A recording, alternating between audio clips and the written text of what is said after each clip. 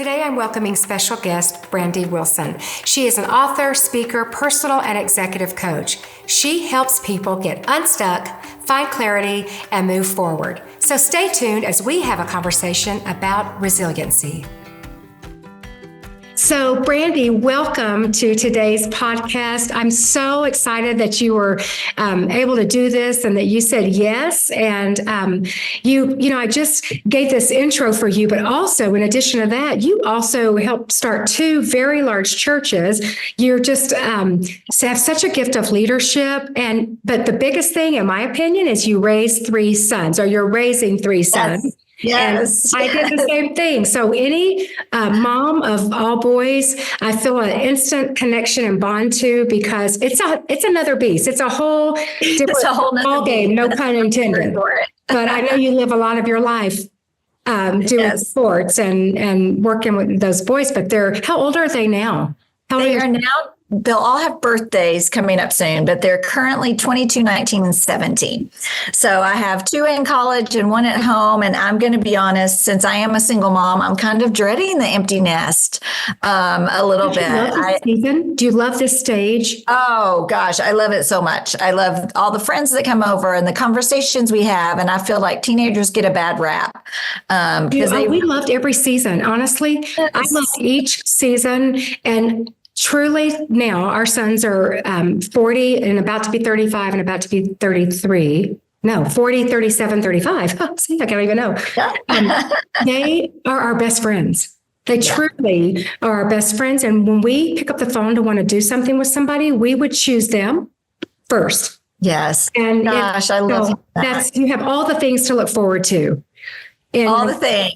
I feel that there's nothing better than raising boys and one day daughters-in-laws. And people always told me when the boys were born, oh, you'll have granddaughters one day. And I thought, 25 years from now. But yes. I have my 9 grandchildren, 4 are girls. So we like to do the whole thing. But man, Brandi, you just recently released a brand new book, and it's called Better Than Okay. And I ordered myself the hard copy, and then I listened to it, audiobooks.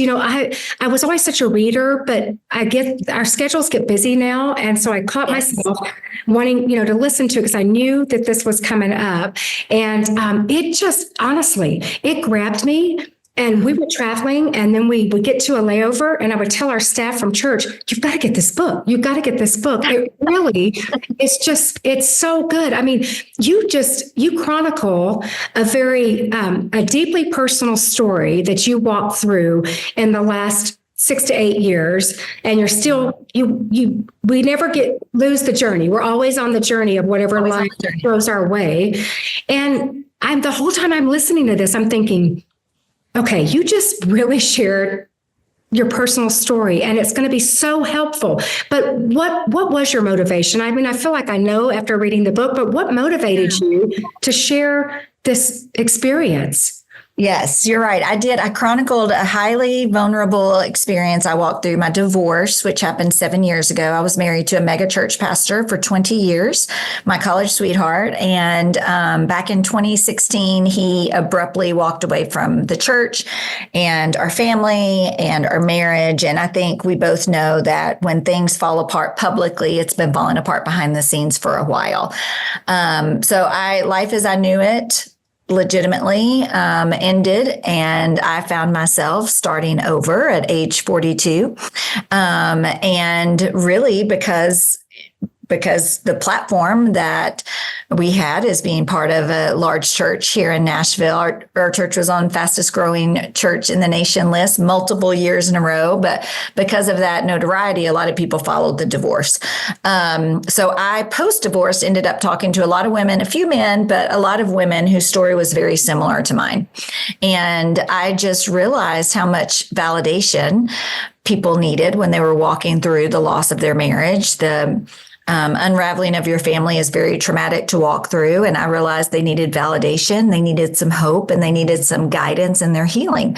So I started a couple of years ago putting together a manuscript where I just walked through my personal journey of how I found hope and healing in divorce, really for the desire to help other people who are walking through a similar situation. Wow. And when did you start? Like, so from start to finish, so the divorce was 7 years ago. When did you start writing the book and how long did it take? Well, I like to journal. I journal a ton. Okay. So, I write almost every day, Monday through Friday, and sometimes on the weekend as well, just stream of conscious writing. It's a lot of my prayer time, a lot of my reflection, self-awareness. It's a lot of processing emotion for me. So I had been writing since my divorce started in journals. So I was able to go back and pull some content from journals, really be able to reflect on the emotions I was processing at the time. Because, it's easy to be 7 years post-divorce and sit here and talk about how great life is. I wanted to really be able to dive into the depths of like, when I didn't feel hope. In fact, I felt hopelessness. What was that like in order to help validate my readers? So I have always journaled. That's something I'm a big believer in. As far as the actual process and putting together of the book, I started writing it in 2022. 2022, turned it in, maybe it was 2021, turned it in 2022, and it came out in 2023. So it ends up being a couple of year process. Of course, there was the supply chain issue that we all had, which affected books as well. So it took a little bit longer than I think it typically would, but it was about a 2-year process. And I love it because I recall now that you're saying it, you quoted in the book from your journal throughout the book and what you were feeling that day. And honestly, it took me there, I was experiencing the pain with you because, once you read the book, you'll understand people that are watching or listening, but you took us there and you understand that it was nothing you didn't choose. I mean, it was, you said that in the book. I mean, you went, one day you were top of the mountain. Yeah. And really a few hours later, your whole world, the rug was pulled out from under you. You have no choice of your own. You didn't, take part in anything that would cause your ex-husband to walk away. And so it was, it was something done to you, not because of you. And I know that happens with people. You talk so much in the book about resiliency and overcoming, and in every chapter you have a focus about that. But I mean, the strategies. So I know the strategies just didn't come, overnight. And I'm going to digress for a moment. I met you at a conference called Leading and Loving It. And I was trying to decide maybe 8 to 10 years ago. And you maybe had a year or two. It was maybe year 3. Yes. And you were there with Lori Wilhite and you guys had founded it. And so I know, because I read the book, that, that's such a big deal still to this day. It's a huge ministry for women in ministry. But you talked about, so maybe we'll start there. You talked about the first conference back after you had gone through the divorce, and what that had to feel like. So that has to start the strategy, the process of healing, because you're facing thousands. Yes. And you were Brandi Wilson, who was married to the mega pastor and all that. And now you're Brandi Wilson, who's walking this journey of singleness and divorce that, you didn't want to be there. Right. No, I didn't want to be there. I tried to get out of it.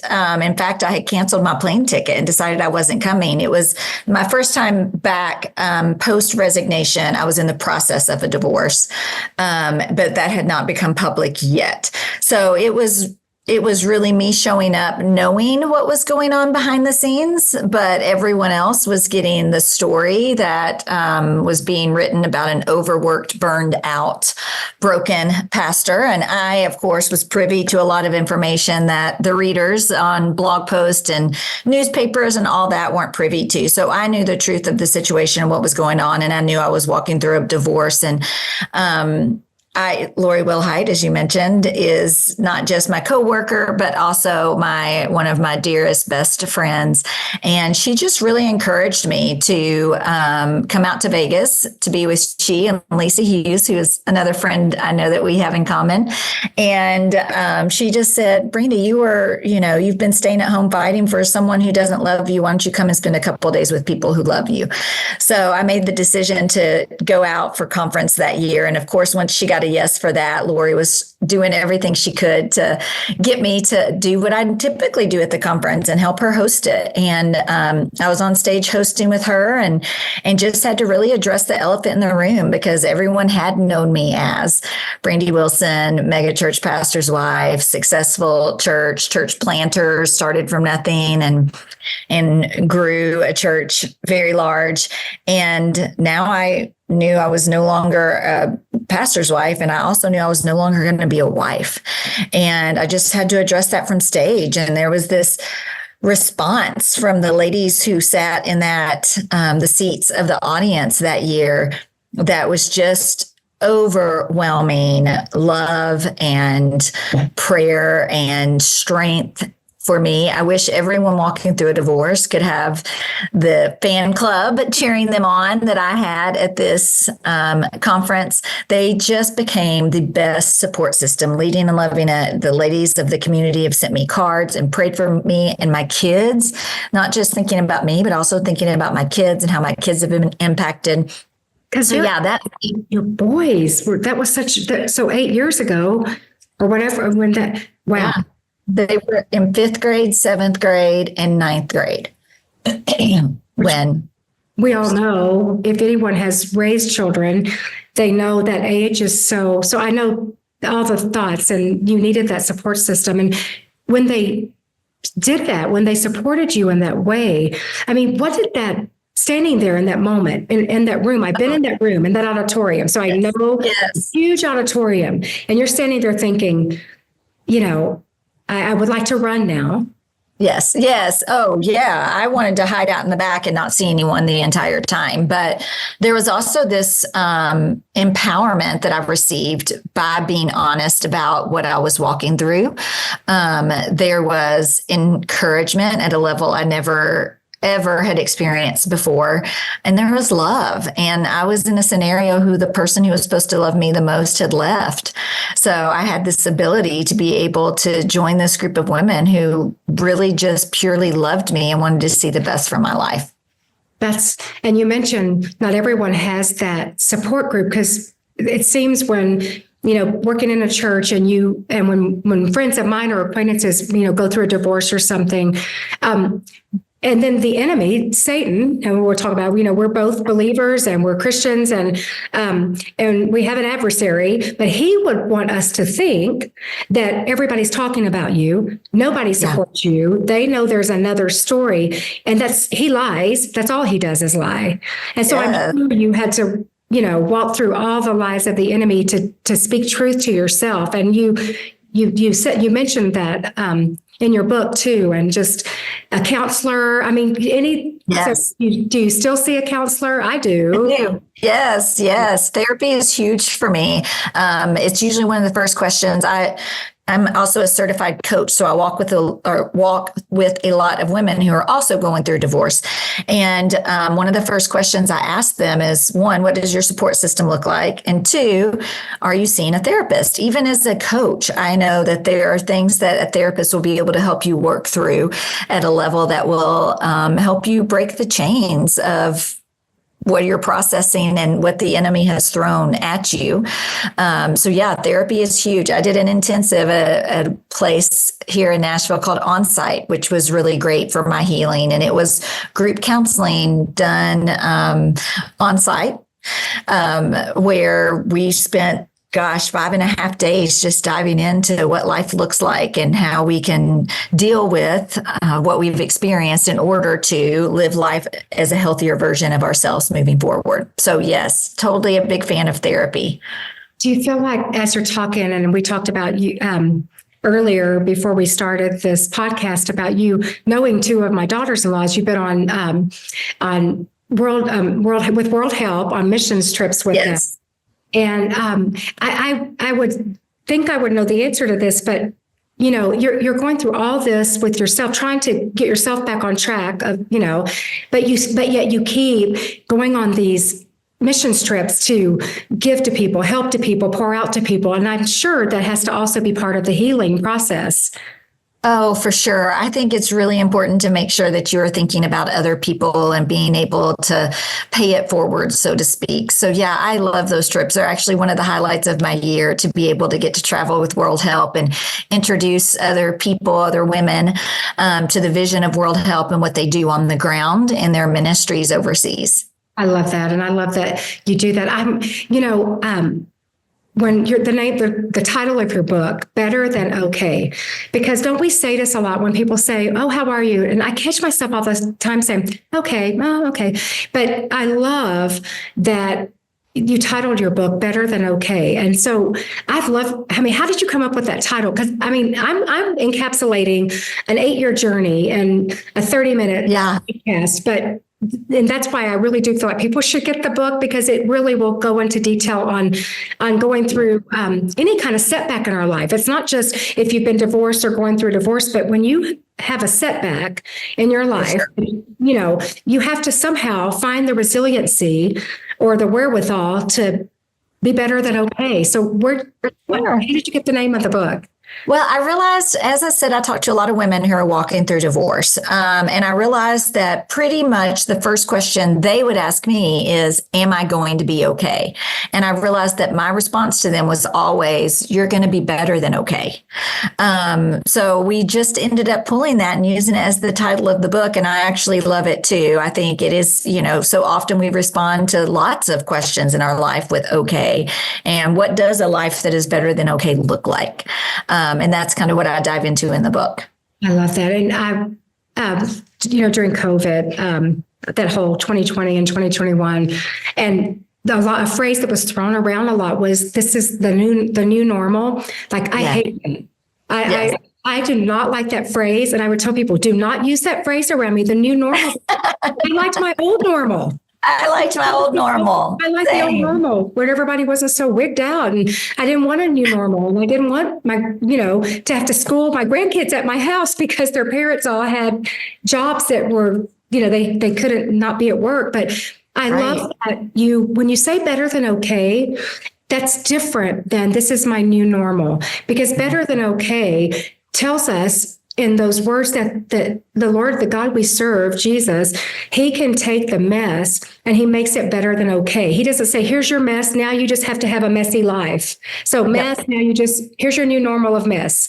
But he makes it better than okay. And I think that's what your book did for my heart, was just anything in our life we're going through. And I think about your kids. My heart went out to you, but to your sons. And you're such a committed, devoted parent. I mean, it's evident. If anybody just follows your social media, it will be evidence how much you love your children and how close you are to your kids. Can you tell us a little bit about, just how that, I think 8 years ago till now, there's a lot of steps and a lot of journey with children and what that had to be like for them and for you, trying to do two things. Yes. Yeah. I think probably the first thing I did is we sold the house we had lived in as a family, and I bought a new house, a house that honestly is just a gift from God. But when we moved into this house, I was pretty soon after just sat down with them one night at dinner and just said, like, hey guys, this is a house of truth. We have lived through a lot of lies. We have lived through a lot of things being hidden. Here's the difference between secrets and privacy. But for now, we can handle anything if you tell me the truth about it. I can't deal with lies anymore. We don't live that life anymore. We are living a life of truth. So that really kind of set the tone for us, that the four of us were starting over. And my goal was to redefine family like nothing was missing. And I remember the moment that it was Christmas, probably my second Christmas divorced, and getting through the Christmas celebration and laying down that night and thinking, oh my gosh, this is like the first big major celebration we've had where I never thought about being divorced, or that our family unit doesn't have a dad who lives in the home anymore. And I was like, I think we're doing it. I think we're redefining family like nothing is missing. So that really helped us define other values we wanted to live by. Laughter is a huge value for us. We like to have fun. We like to be silly. We watch the, shows, reality TV shows together just to be able to laugh and act silly together. Showing up is super important for our family. We show up to each other's events and ball games and anything that feels special to that person. We work really hard to show up for as best we can. So that became another value of ours. But I think the best part of when our lives fall apart is we get to put the pieces of our family and our life back together the way we want to. So that's just what I did. I reevaluated, what do I want to take from my old life and still incorporate into this family unit? And what are the new things that I want to bring into our family so that we live a different story moving forward? I have so many thoughts, and we for sure won't have time to go through all of them. It makes me just want to sit down with you. I'd love that. I would love it. Coffee and because I have so many questions. We're honestly, I mean, even to this is. I love that you said the cover of your book is the colors in your home. When yes, you your house. I picked up on, I love details like that. And I'm like, I just want to see your house. I feel like I need to come up and go to your house now that I'm, your biggest fan. Nashville, come to Nashville. It has your book cover. But thinking through your sons and everything, tell me, okay, I just have to know. So I know they played sports and you have one graduating college. So what's their favorite sport? What do you love to do with them? We're huge football fans. We are huge football fans. I know you're a football fan too. But all three of my kids have played football, starting in elementary school through high school. My two older sons both play in college at D3 schools. My youngest is, he's QB1 at our 6A school. So we have a really large, about 2,500 kids at his school, and he's QB1 on Friday nights, which is the most nerve-wracking I've ever had, or watching this youngest of mine. I thought I had all this under control with my defensive backs that I had raised with son one and son two. And then I get a quarterback and I'm like, that is hard too, because they're class people. I'm always wanting to blame the linebackers. I'm thinking if you'd have put pressure on the quarterback, my DB son would not have had that pass thrown on him. And he's the one out in the open being embarrassed. But now you've got QB1. And I'm thinking, those are parents. Okay, there is something worse. Maybe having the kicker for a son. I feel like a kicker. Oh, true. I can't even watch. I'm like, oh, Jesus, I pray for their mother right now. That's what I do too, Kay. I'm like, that poor boy's mom is nervous wreck right now in the stand. I do that every time. They're so sad. I can't handle it. I love that. I love going to games. And I know you. I know that. Oh gosh, I know. I'm getting ready. Next year, I'll head into my senior year, and I will have done 10 years of Friday Night Lights. You know, you did it as well, I'm sure. But I'm kind of like, I don't know what I'll do Fridays in the fall after. I was more sad than they were. Literally, I mourned the end of football season. I will too. I just watch everybody's game, and I feel like that the coach, the University of Alabama coach, well, we have a new one now, but I feel like if they knew me, they would love me best. But besides where your sons play, what's your favorite college football team? I was born and raised in Kentucky, so I'm a UK Wildcats fan, but more basketball than college football. College football, I kind of just, I'm one of those Southerners who I cheer for the SEC. Me too. Awesome. So I'm like, the SEC is doing great. It feels good to me. So, Mandy's from Kentucky. My daughter-in-law, Mandy, she's great. Yes. And her sister lives in Albuquerque too. And so I can pull for Kentucky through this, through basketball. Yeah. I mean, it's my team, but that's March cool. Madness. Yes, that's exciting. So I love this in your book. And I really, again, so many things we could talk about, but resiliency, I can imagine that so many of your traditions, we talked about Christmas, you talked about that a minute ago, that so many traditions changed abruptly. Mm-hmm. Whether it's family dinner, there's an empty seat all of a sudden. Absolutely, it's different. And your kids started getting older, so they're going to have more, they have cars, they drive, 4 and 5 and 6 years ago, when they start going out at night. And I think you're thinking, wait a minute, I still want you hang out with me. I'm cool. Hang out with me. So you give some ideas in your book, and one of them I just loved, and I thought maybe you could share about your milkshake Mondays. I think that's a great idea for people listening, because part of resiliency is you might have to create something new, because you can't maybe just bounce back and it won't be the same as it was, but it can be better than okay. And so tell me some of the new traditions you started. Oh gosh, well, Milkshake Monday is probably my favorite, the one that you've referenced. And basically, we get my kids together. All three of them have done this through high school. But every Monday night, I cook dinner, and their friends are welcome to join or can just show up for when we all watch The Bachelor together. Which is why I'll never be asked to write a parenting book, because that's what I do is I watch The Bachelor with my children. I always say I'm trying to teach them how not to date by watching The Bachelor together. But yeah, and then as we're watching The Bachelor, I pull out the blender and I make a big round of chocolate milkshakes, and they all act like it's the best milkshake they've ever had in their lives. And I tell them it's because I use vanilla ice cream with chocolate milk. Yes, thank you. Don't use chocolate ice cream. It over chocolate the whole thing. It over chocolates the whole thing. See, so vanilla ice cream, chocolate milk, they love it, but they know, and they're disappointed if for some reason I forget ice cream or whatever, or if I want to, somebody dropped off crumble cookies a couple of weeks ago. I'm like, oh, instead of milkshakes, we're having cookies.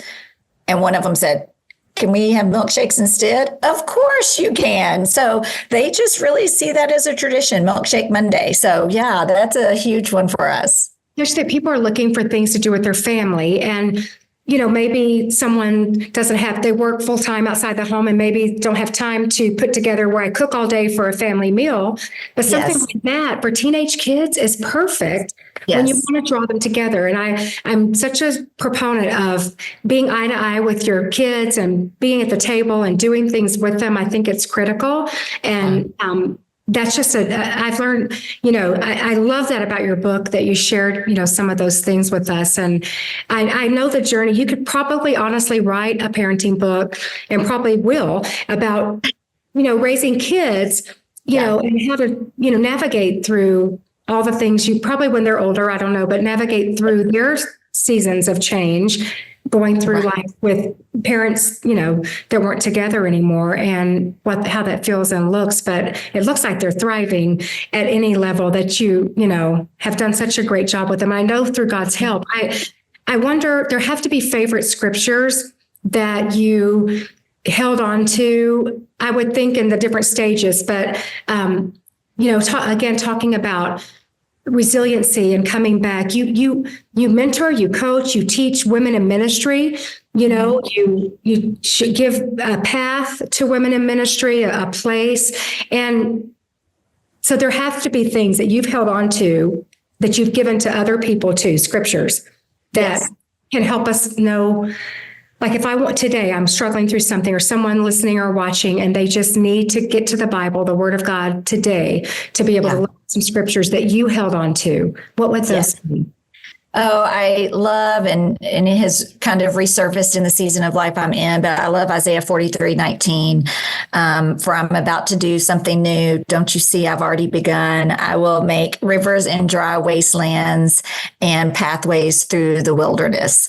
And I just think that's such a great reminder when we're walking through something tough, that there are new things to come, that God has new for us. And even if we don't see it yet, He's already working behind the scenes for that. And that just brings me so much hope that, this is not something I have control of. This is not something that I need to fear. This is not something I need to be anxious over, that God is taking care of it and working behind the scenes before me. And He knows what's coming, and I trust Him. And He's always shown up for me. He's always got my back. So if I'm going to see how He has worked for me in the future, then I know that He's continuing to work for me now. Did you feel like, and we'll start to wrap it up, but did you feel like in the beginning of this, event, life throwing at you, did you ever feel like He doesn't have my back? God, I don't feel you. I can't find you, Definitely. I often say too, part of the reason I have the relationship with God I have right now is because he handled all the emotions I had when I was going through the separation and divorce. So he handled not just my, tears, but he handled my anger and my frustration. One of my chapter titles is called I Cussed a Lot because, man. I thought I got ready for that when I went, okay, here we go. Here we go. What's she going to say? But yeah, I think God he stayed consistent and became secure to me because he handled everything that I threw at him. But I had this moment very early on, and it right after my ex-husband resigned, where nothing around me felt good. Nothing. I couldn't see any goodness in my life outside of my 3 kids. My 3 kids are obviously goodness, but for me and my just life as Brandi, I couldn't see any goodness. But I had this moment where I thought to myself, and it was the Lord, God is still good. Nothing around me feels good, but I know that God is still good. How can I look for the goodness of God around me? And that was the day I started what I now know is a gratitude practice, but it was really just me sitting down every day in my journal and writing down 3 to 5 things that showed me the goodness of God. And sometimes it was as simple as, dinner with my kids on the patio, or the daffodils were blooming and it was beautiful and gave me something to look at. So it didn't have to be big things, but it was just me recognizing the goodness of God in the little moments that were around me. And that gratitude practice really helped me keep going in a lot of ways.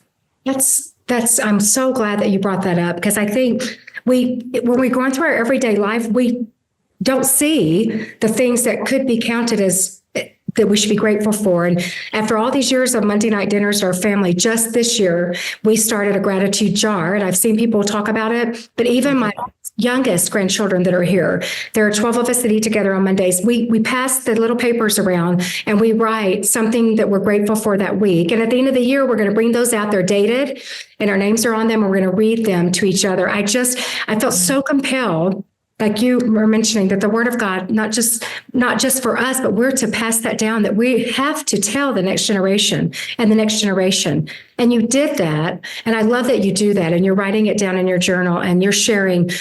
I felt so hopeful when I got to the end of your book.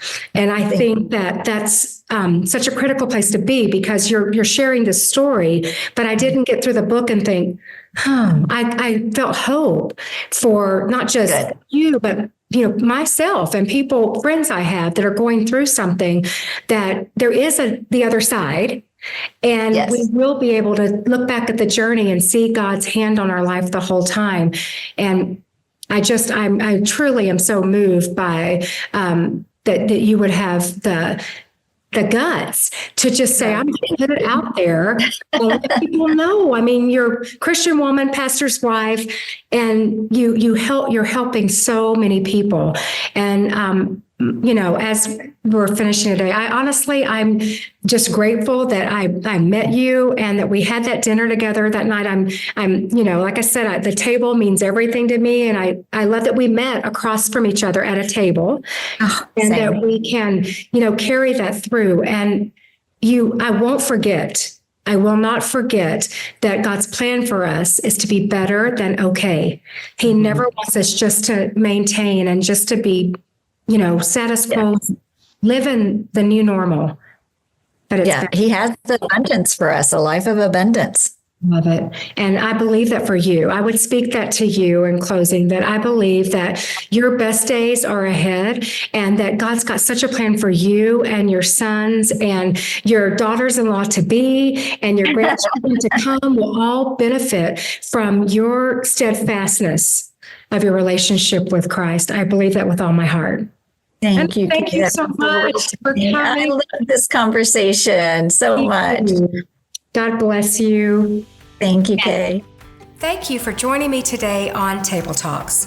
For more content and information about upcoming episodes, please visit my website at kwoodward.com. You can also explore other podcast links and resources there. Until next time.